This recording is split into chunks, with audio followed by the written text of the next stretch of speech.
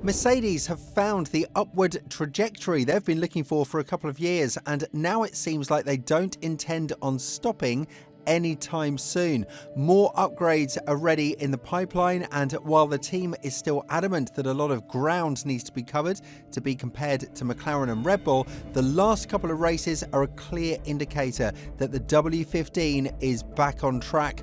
But how will these upgrades translate in the last 10 races of the season?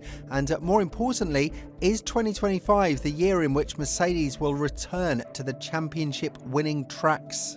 One of the most positive surprises in the Formula One world is definitely Mercedes with their car, as the W15 has suddenly turned into race-winning machinery and has won 3 of the last 4 events. As a matter of fact, Mercedes has scored podiums ever since Canada, and if we put things into perspective before the Montreal GP in terms of how many points were scored from the Silver Arrows, we would understand how big of a step the team has made in the previous period.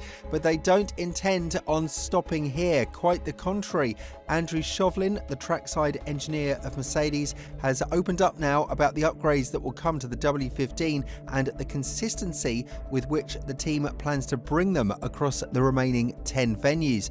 Further stating, "I wouldn't say we've been surprised by it. We set ourselves some very ambitious performance targets to make sure we were competitive enough to qualify on pole and win races by the end of the year. And then we put in some ambitious plans to meet that in stages with various updates. What has been brilliant to see is just how well the organisation has responded to that challenge to try and get us back towards the front, and what we have done has delivered."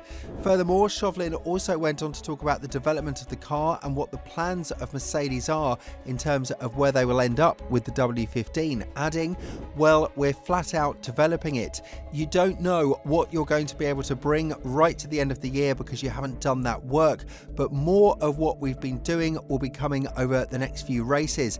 Drip feeding it in more than going for big packages, but the midterm future is quite exciting still. There are lots of areas that we're working on, and hopefully those will come through and bring us the lap time that we hope."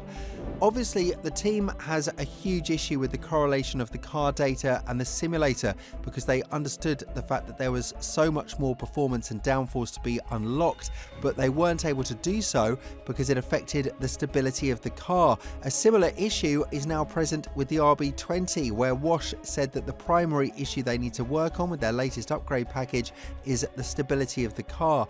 Luckily for Mercedes, they don't have this on their hands anymore, and Chauvelin is very happy that the team is in a situation in which everything they put on the car works, and it also allows them to add more successful upgrades to the W15. Adding further to this extent, he said, "It's nice when you are in a situation where all your update kits, all the mechanical changes that we've made to the car have done what we hoped for, and it's reassuring that we're sort of seeing that slow and steady move back towards the front. We've been working on the mechanical package as well.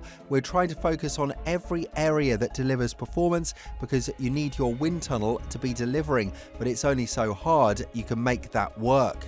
However, even though the mechanical platform wasn't the primary issue of Mercedes, the team has understood that you cannot fix one thing without pushing the other to the absolute maximum of performance and optimization, and that is something that Chauvelin has reflected on as well. He added that while the rest of the grid were adding new aerodynamic packages on the car, Mercedes made sure to work on the mechanical part of the W15 as well, because it enables them to understand all functions of performance and how to put them all in perfect harmony to make sure that when they bring an upgrade, it'll work like intended.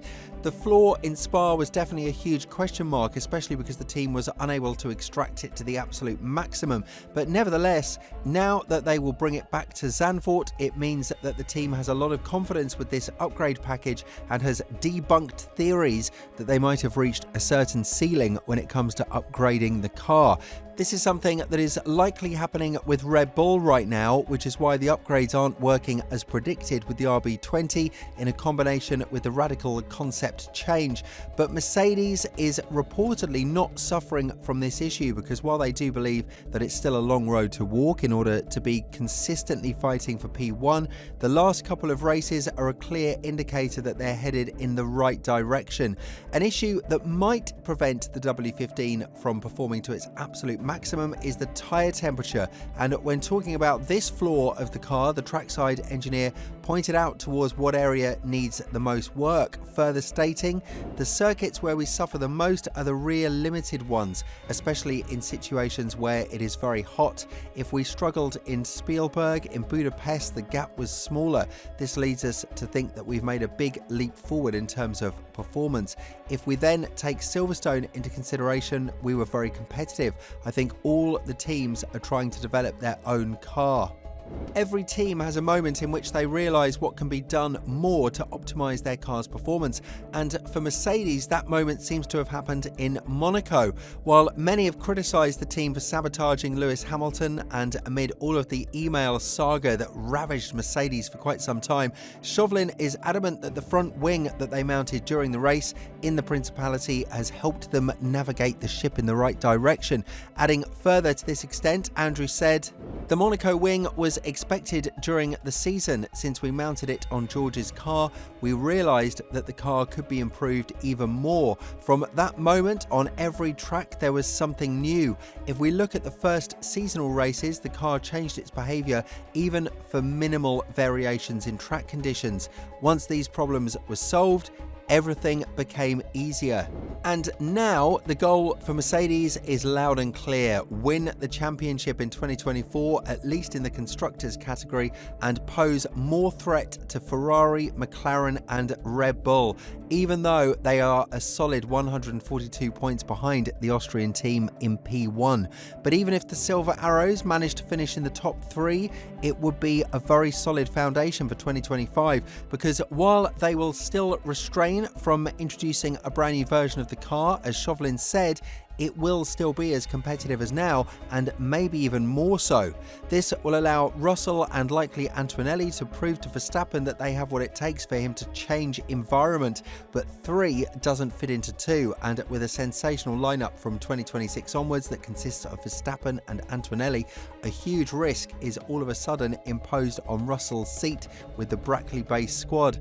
Nonetheless, in order for them to prove this to the Dutchman and to the entire F1 world, they would have to finish the 2024 season on a strong note and start the upcoming one in an even stronger one, because the steps that McLaren have made are certainly stronger and far more confident, despite only winning 2 races in the 14 events of 2024 so far. Strategy blunders are not something you can constantly bet on happening in your rival's pit wall for you to capitalise on week after week, and Mercedes understands that better than anybody else, which is why the 2025 car is going to be reworked to perfection, begging the question as to whether or not Hamilton might regret the move to Ferrari now he's seen his future team end up in the mid-season development war.